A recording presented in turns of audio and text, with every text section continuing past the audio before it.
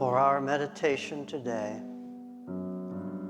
I'm going to read a message I received from our Creator on purpose. Many eons ago, I became aware of an urge within myself to experience more of my infinite potential. You see, beloved, just because I am all-knowing and all-powerful does not mean that I have actually experienced everything. Infinite potential not acted upon is potential unrealized, a dream as yet unfulfilled. Being all-knowing, how could I experience curiosity? When you know everything, what is there to be curious about? How was I to experience the joy of discovery? Being all-powerful, how could I experience courage? When you are all-powerful, there is nothing to fear. How could I ever experience the satisfaction of overcoming a difficulty when even the slightest movement of thought could produce anything I desired? How could I experience a sense of growing and expanding when I am everywhere and everything? How could I experience victory when nothing can oppose me? My solution to these problems was to go within my heart center and create a perfect reflection of myself and extend or radiate that perfect reflection out from my heart. Then I gave that extension of myself the gift of forgetting and placed it in an arena of free will and the polarity of all possibility.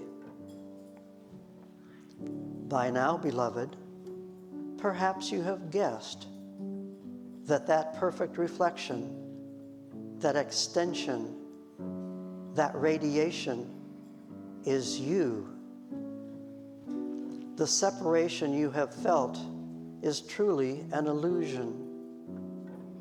We have been playing a game of cosmic peekaboo. I am currently experiencing the joy of anticipation of your giggles and squeals of delight when my smiling face pops back into your view. Through you, beloved, I have experienced amazing courage, the joy of discovery, the great satisfaction of solving a problem. Through you, I have experienced the struggle to integrate and balance the energies of light and darkness, masculine and feminine, and through that struggle have come to know both passion and compassion. Having experienced the depths of sorrow, I now experience all the greater joy. Through you, beloved, this portion of my infinite potential is now realized manifestation, grounded in physicality. The curtain has closed on Act 1 of this cosmic play and has set the stage for Act 2. As the curtain begins to open on Act 2, I feel tingly all over, for the title of Act 2 is The Great Remembering.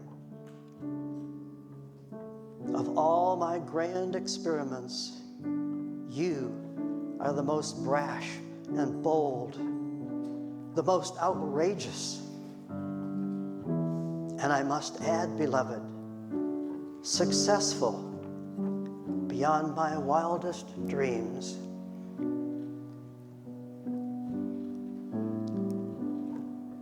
Let us take these words into the silence.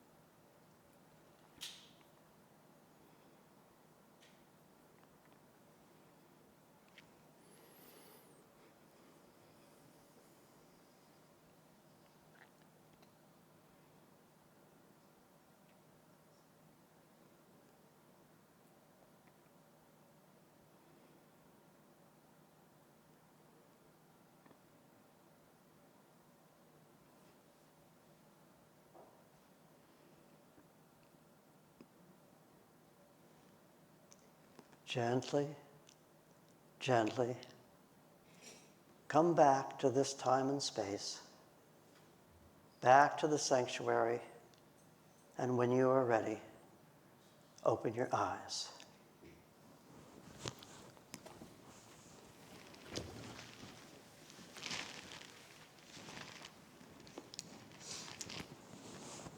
Good morning. See this? My very own clicker. Thank you, Joe, for empowering me this morning. Okay. Lessons from Atlantis. Did Atlantis actually exist, or is it just a myth? If it is just a myth, is there anything we can learn from the myth? I don't think many of us believe that Aesop actually witnessed a race between a tortoise and a hare in 600 BC. But the fable contains a lesson. Slow and steady wins the race. We have myths of Greek and Egyptian gods and goddesses, and Native American stories told and retold for centuries. While some of the stories may have some basis in long-lost fact, I think they've persisted because each one contains a lesson. Now, full disclosure, I believe there was an ancient land of Atlantis. But I'm not going to spend my time trying to convince you of my belief. Let's just look at the story and see if there's a lesson in the story that can help us make good choices today. Plato, in two of his dialogues, describes the location and culture of Atlantis. Solon, the Greek statesman and philosopher, was said to have learned of Atlantis from Egyptian priests in 590 BC, when he visited the city of Sais in Egypt. Edgar Cayce, the sleeping prophet, gave detailed descriptions of Atlantis. Rudolf Steiner, the Austrian visionary and founder of the anthroposophical movement, wrote a book on Atlantis and Lemuria. Lemuria was said to be a land even older than Atlantis. This image was created with some artistic license from Plato's description of the city of Atlantis. Oh, it worked great. Thanks, Joe.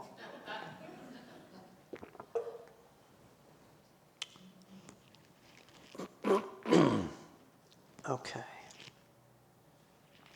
Plato located the city of Atlantis on the island of Poseidonus, beyond the Pillars of Hercules, which is now known as the Straits of Gibraltar, where the Mediterranean Sea meets the Atlantic Ocean. The older land of Lemuria was said to be in the Pacific Ocean. Since Lemuria is said to be older, let's discuss it first. Lemuria was a land of harmony, whose people flowed with the currents of creation rather than trying to control them. The Lemurians sought to become one with nature rather than trying to master it. They lived in peace and harmony. If they had a physical need, instead of forcing anything, they would enter a deep state of listening, and the earth would respond to their need. They were highly intuitive. Words were mostly unnecessary, as they could communicate telepathically. Encyclopedic information could be transferred with a glance. In their wisdom, they understood the earth as a living being. They did not build cities as we do today. When a group of Lemurians gathered, they would harmonize their consciousness, align with Earth's energy field, and call forth crystalline structures from the land itself. A city would rise as an extension of nature and not as an imposition upon it. If there was an imbalance in the body, they did not seek medicine. They attuned to the frequencies of restoration, aligning with the natural order, and healing unfolded effortlessly. So wisdom, harmony, and effortless flow with the divine and with the earth were hallmarks of their civilization. Unlike Lemuria, the people of Atlantis sought to shape and master nature. They were seekers of knowledge, architects of great wonders, and visionaries who thought there were no limits to what could be achieved. They wanted to understand the structure, the laws, and the mechanics of the universe. They built great crystalline cities, constructed towers of light that channeled energy from the cosmos itself. They believed their technology rivaled that of the gods. They unlocked the mysteries of sacred geometry, energy grids, and cosmic mechanics. They discovered how to manipulate the very fabric of time and space itself and reshape reality. They discovered that everything in creation, from the smallest atom to celestial bodies, were governed by specific geometric ratios. By aligning their cities, temples, and energy systems with these sacred proportions, they could harness energy from the universe itself. They built crystalline towers and pyramids that tapped the Earth's core and distributed its energy throughout their cities. For thousands of years, the lands of Lemuria and Atlantis coexisted in peace. While physically far apart, they could travel back and forth through energy portals that transported them anywhere on the earth almost instantaneously. After a time, though, when the Atlantean experiments became dangerous, the Lemurian elders started warning the Atlantean scientists. This eventually led to a break in relations between the two great nations, for the warnings were scoffed at and ignored. The Lemurians could sense a disharmony in the energy grids and in the pulse of life from the earth herself from these Atlantean experiments, and they began to withdraw. Some shifted into a higher dimension, and some retreated to cities deep within the earth. They left their encoded messages in secret places, knowing that in the far future they would be found, and people would remember the ancient wisdom. The Atlanteans built great temples of science a temple of time to explore time travel, a temple of the stars to communicate with extraterrestrial intelligence and map interstellar travel, a temple of life to study DNA, genetic modification, and the engineering of new life forms. While some of the experiments may have led to partial success, most led to the creation of grossly misshapen and tortured beings that had no opportunity for a productive and happy life.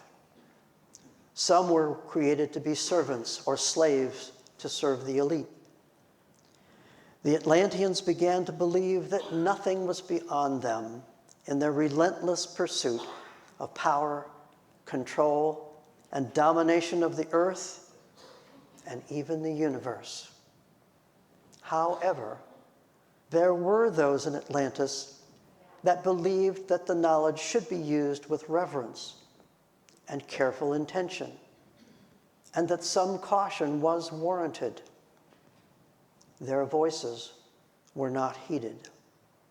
Those in charge believed that with enough intellect, anything could be controlled, and there was no need for caution. They discovered that the Earth's core was a vast energy source, and they built great crystalline towers to extract energy from that core. What they failed to understand was that the Earth and her energy are alive and not meant to be drained or redirected. The Lemurians and some of the Atlanteans warned, you cannot take from the Earth without giving back. What you do now will shake the foundation of existence itself. The Atlantean scientists did not listen.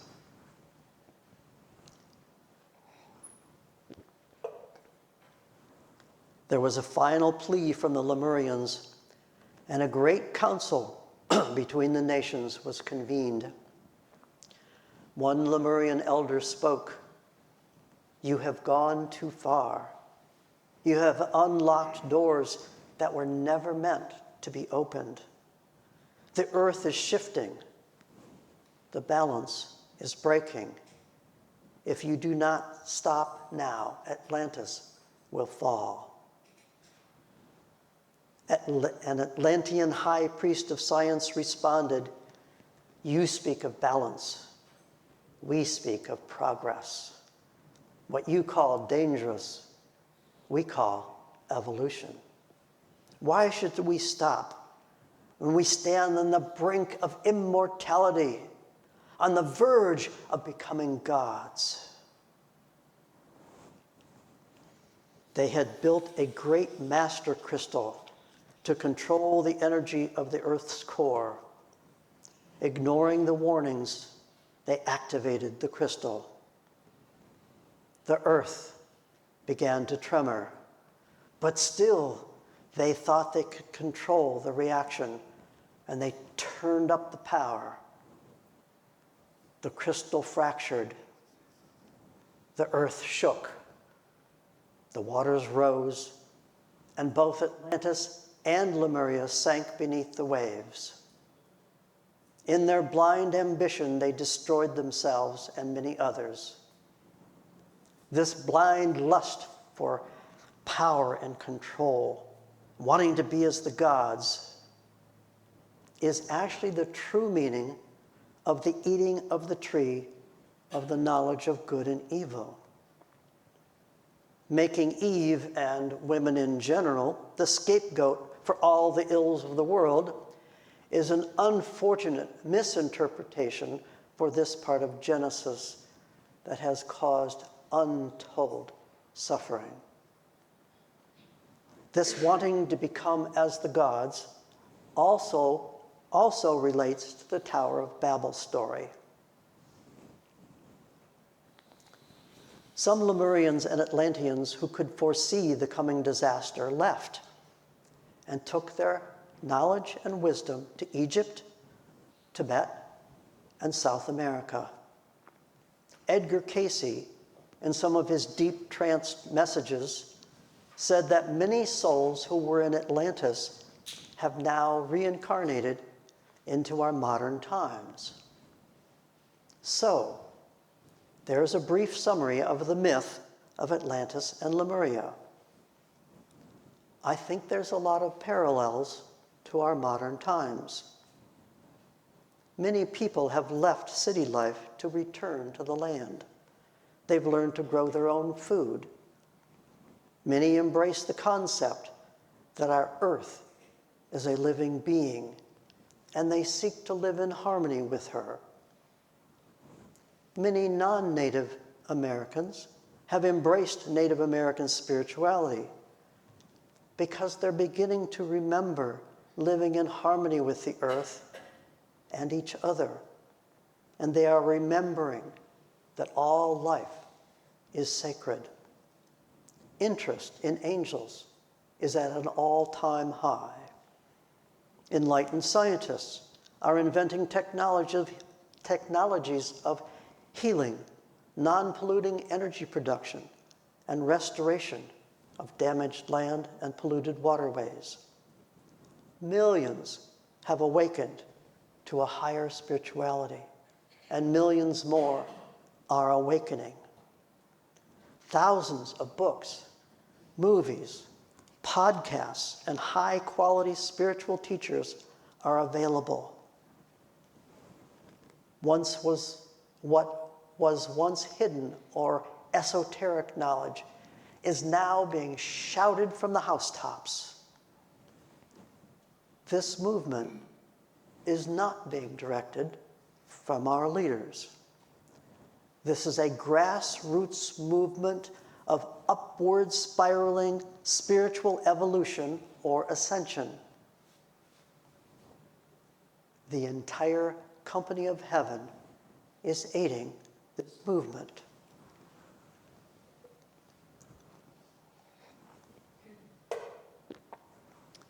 At the same time, we have those who are on a path of blind lust for power and control. To them, the earth is a dead rock to be exploited. And other people are there to be manipulated, used, and controlled. To them, nothing is sacred. Science is used to produce weapons. Toxic products, toxic medicine, and toxic food that kills or maims is not a problem for them as long as it makes a profit. This group is actually a small minority. Did you catch that? This group is actually a small minority. They are on a downward spiraling path of devolution and destruction. Unfortunately, it is this warped minority that is, for the present time, in charge of running things. Yeah. And they're in control of the media and doing everything in their power to sabotage the upward spiraling ascension of the majority. This is a time of extreme intensity. In this movement to return to balance, harmony, and wisdom, in contrast to a blind lust for power and control at any cost, we are replaying the Atlantean and Lemurian mythic scenario. Are we going to learn from the past or repeat it? Unity principle number 3 states, we co-create our reality with God through thoughts held in mind. That metaphysical spiritual truth actually has science on its side. Quantum physicists in the famous double slit experiment fired a single light photon at 2 close together slits. If the photon acted as a particle, it would only go through one slit and show a single line on a projection screen behind the slits. But that's not what happened. There appeared an interference pattern on the screen, which could only happen if the photon acted as a wave and it went through both slits at the same time. Imagine dropping 2 pebbles in a quiet pond. Waves moving outward would form circular patterns around the place where each pebble was dropped into the water. At some point, the 2 wave patterns are going to collide and form what is called an interference pattern. Now, here's where things get interesting. When the scientists put detection devices into the experiment to observe what's going on in the slits, the photon, when they do that, the photon will choose one option and behave as a particle. The scientists call this the collapsing of the wave function. So the act of observing an experiment changes the experiment. Many scientists who pride themselves on objective observation really, really hate this.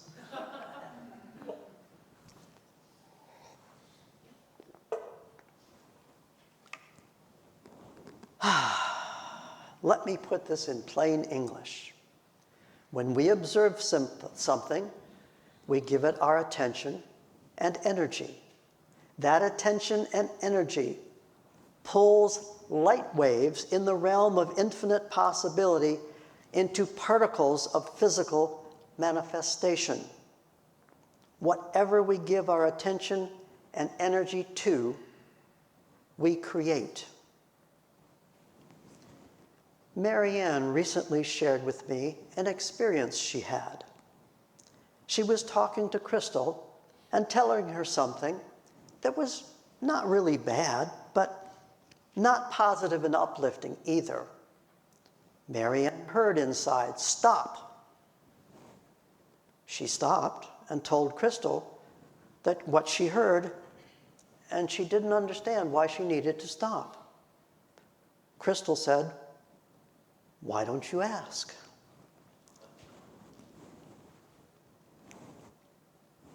When Marianne asked, she heard, "We don't rehearse what we don't want." How many of us, including me, will have some unpleasant thing happen, and then we spend the next few weeks telling 30 different people, "You'll never believe what happened to me." Every time we retell the story, we are precipitating more unpleasantness out of the realm of infinite possibility into our experience. So, if it seems like our life is raining crap, perhaps it's time to look at what cloud we're giving our attention to. And remember, we don't rehearse what we don't want. Thank you, Marianne, for giving me permission to share this. Right now, the earth is being flooded with high-frequency spiritual light. Everything that is not in alignment with that light is bubbling up to the surface to be healed and transformed. We are in the midst of an acute healing crisis. We are becoming aware that we are sovereign beings of light and beloved children of our Creator. That is very threatening to those that seek to keep us under their control. Their most powerful weapon against us is fear. You know, we've had bad weather for millennia, but suddenly we now have news reports of monster and killer storms. Every broadcast is carefully crafted to give us one message: be afraid. Be very afraid. But even if we resist and we don't like the negative messages, if we give them our attention, we're giving them our energy, and we're contributing to more and more negative messages.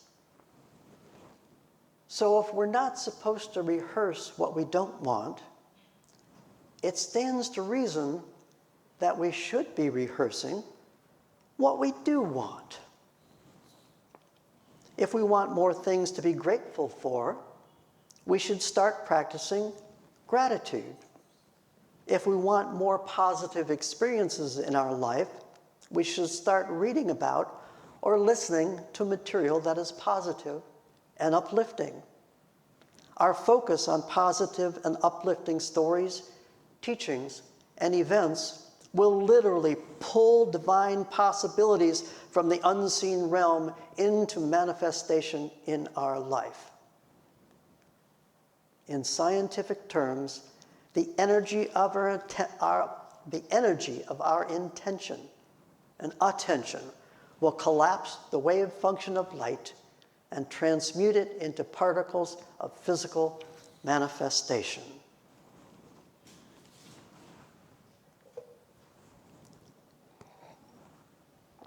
So, getting back to the myth of Atlantis and Lemuria, if we focus on control of others, control of the environment, and pursue a path of blind lust for power, we are on a downward spiral of devolution and destruction.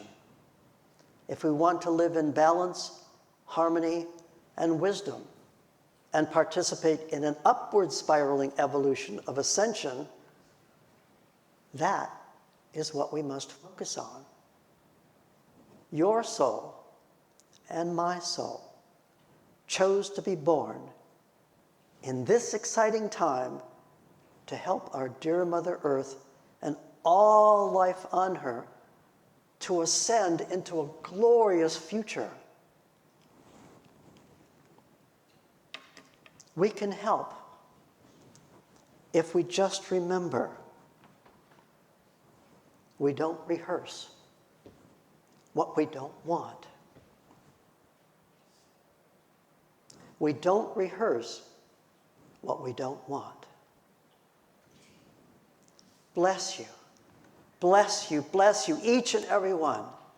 Amen, amen, and amen.